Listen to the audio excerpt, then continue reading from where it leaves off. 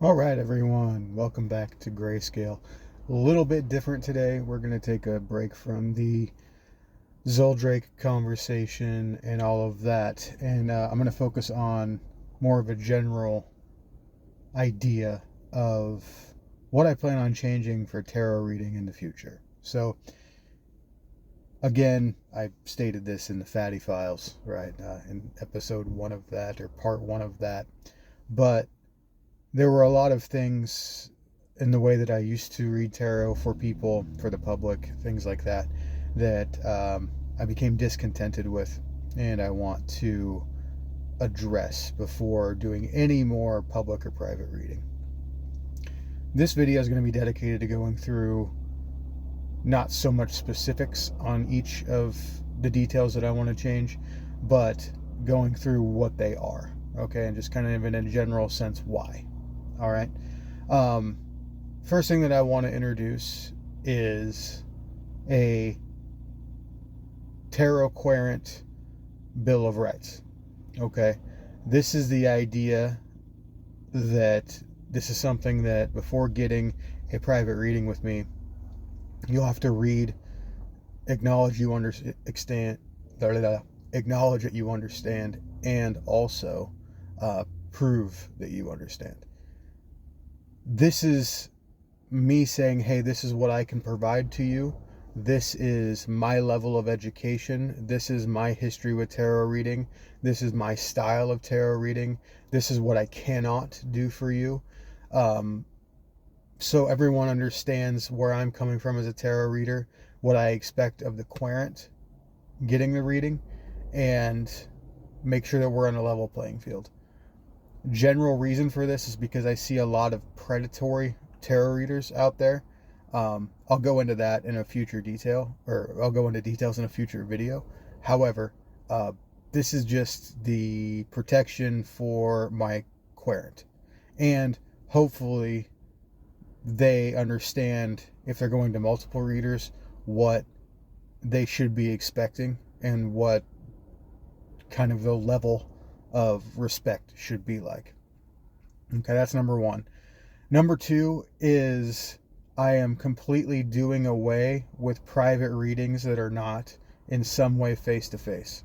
So in past times, I would just, record the video for the person, and then get them the link to that, and that's kind of how it worked. But there was no interaction. Okay. I really don't like that. If you are paying for a reading, then I think that it should be face to face. I know that there's a lot to be said for people who don't want the face to face interaction. Like, that's part of the benefit for them, is that they just get this little packaged piece of media that they can refer back to. And it's okay. I don't mind being recorded and stuff like that and sending it out after the fact. But the tarot reading needs to happen live between a reader and a querent with the cards involved. So we're talking, Zoom, or I could probably do, just like phone conversation or something like that. But as far as this, hey, I get an email with the question, and then I film, and then I send over without any interaction between me and the person that I'm reading for, that's something that's going to end. I think that it's just, on my end, a sloppy thing to do, and tarot reading in general is a sloppy thing to do. And I think that it, on the querent's end, just decreases value, even if they don't see it that way. Next thing that I'll talk about is kind of ties in with the Bill of Rights, but there's also going to be a statement on my selectivity process. Okay. Basically, this is saying, hey, if we reach these certain watermarks in our tarot querent relationship, then we're going to dissolve that relationship, or we're going to, at the very least, take a break. What am I talking about here exactly? I am talking about tarot addiction. Okay. I don't see a lot of people throwing this message around out there, and I think I know the reason why, is because if someone is addicted to your tarot readings and they're not really doing anything for that person, and that person's coming back with the same question, the same situation over and over again, and is just refusing to take anything that you say into account, a lot of tarot readers say, well, fine, why would I care? I'll answer the same question a million times if I'm getting paid every time. That is not the way that I do business, is not going to be the way that I do business going forward. There were a few individuals back when I was on the first launch of Grayscale that I was interacting with that really very much fit into this category. And I was very much too lenient when I would, say, okay, yeah, I'll give you another reading or whatnot, even if I know that this isn't going anywhere. I will say that on a lot of those, I didn't really take additional money. It was just continuations with questions, which kind of is a bit of a victimization on my part, right? Something that I allowed to happen, obviously. But it gets into this weird, murky situation where you're like, if this person isn't getting anything out of these readings, then I'm not going to charge them, right? But also, I'm giving up my time to do these readings for them. And so then that takes money out of my bottom line and things like that. Along with that is just tarot addiction for the reader as well. Tarot is a thing that can suck you in pretty heavy, I've found, just because there's something relaxing and cathartic about reading cards and just kind of being in communion with the tarot, if that makes any sense. I think that needs to be limited. There will be certain days where I read, and unfortunately that will mean that I'm a bit more exclusive on total number of people that I get to read for, which is something that needs to happen. I was reading for far too many people, and I think the overall quality of readings was going down just because of the mass volume that I was under. I'm in a lot better place stress level wise now, which is one reason I'm even thinking about going back into reading at all, and I want to keep it that way. So I think that although I really love reading tarot, and anything can be stressful, right? Good things can be stressful too. So I will be limiting my readings to specific slots. I haven't figured out if it's going to be, I would say no more than 3 days a week, probably maybe less. Okay. So there's that. Last thing that I want to talk about is pay. I was, again, almost too charitable in the way that I did things previously. However, I do understand the concept of compassion in tarot, right? The idea that although these readings are for entertainment purposes, they do help people. They do jog the mind in a way that will help people get past things, just like a good movie will do or a good book will do. It'll help you see things differently, which is, I think, why tarot is a very valued form of entertainment. And I would suppose self-help can be put in there as well. But yeah, it's I can't do it for free anymore.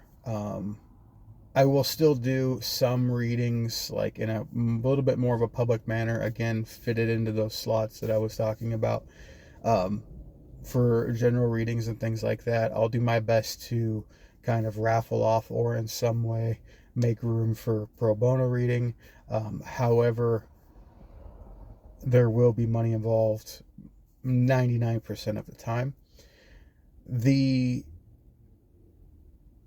other side of that is something that's pretty unique to me. I'm going to introduce a sliding pay scale system, because I think that if you go into a store and you buy a product and that product doesn't pan out for you, I think you should be able to return that product.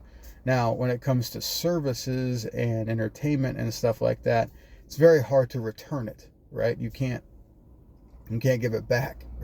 So it's the best thing that I can see doing is I will, say, hey, this is the suggested amount of money that I would like for the reading. Whatever that is, I'm not setting prices or anything right now, but that'll be the kind of the go point. So like, hey, this is the run-of-the-mill average tarot reading through Grayscale Tarot, what it costs. But I will introduce the idea of being able to slide that pay, right? So if you thought, hey, this was a wonderful reading, then you can bump it up. If you thought, hey, I just didn't get anything out of this reading, it just wasn't for me, you will be able to slide that pay scale down. It will never be zero, however, right? So if it was a reading that really, really helped you and you feel like donating more, or you feel like, it was so positive that you just wanted to contribute more, there'll be an option for that. And then there'll also be an option of kind of a fail-safe feature, sort of like returning the product to a store, I suppose, where I'm still compensated a little bit for my time. However, if it's really just nothing for you, if it just was not, if we just weren't connecting, and if it just, there's nothing that you can do with the reading, I respect that as well. So there'll be a option to slide the pay scale down. However, for my purposes, it will never be zero. Okay. As far as implementing that nuts and bolts type of deal, I think that there'll be, probably multiple charges that, like, hey, this is the fail-safe price. This is that, will be charged for to even get started. And then it'll be up to the querent to decide what the actual price of that reading is, or if that reading is on par, above par, that sort of thing. Yeah, I think that that's in a nutshell everything that I want to include. Now, all of that being said, I understand that people are not going to like some of these changes. People hearing this, you might be one of those kind of tarot addicted people that are just throwing money at tarot readers and begging for readings and things like that. I understand your situation. I understand the importance of what it is that we do. However, it has to have a physical component inside of reality where you are making changes. Okay. And if it's not that for you, if you're returning and returning and returning with the same questions, with, without being able to answer simple questions to you, which is another reason for the face-to-face thing of like, hey, what have you done differently? What did you try? What did the last tarot reading inspire you to do? What were you entertained? What did that entertainment value and that thought process change in your life? If you're unable to answer those questions, then I don't think there's any reason to continue reading, right? I think that, I think that is just how that has to be. Things that are going to stay the same real quick, just to kind of button this up. The seasonal reading is going to stay the same. I know, so that's kind of those public readings that I was talking about will be kind of a form of reverence for seasonal cycles, moon cycles. That will stay the same. And also, I will stay in the same vein with the no zodiac in the reading type of thing. It's such a trope. It's such a powerful pull to use the zodiac that I think a lot of tarot readers don't really understand it, and then they pretend that they do because it's in vogue and it's cute, and like that's what all of the channels are doing, right? Like everybody wants their monthly Pisces reading. No, that's not Although I think I have probably a better understanding of the zodiac, excuse me, than a lot of readers that I see.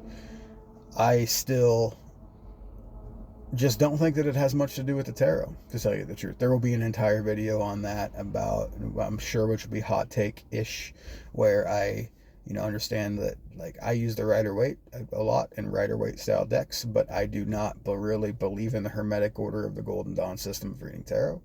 I think that it's overly frivolous and silly for no reason. I'll leave it there, okay? But this has been episode 1, part 1. What are we going to call this? I'm going to call it the Changing the Rules section, I think, or playlist. All right. Bye.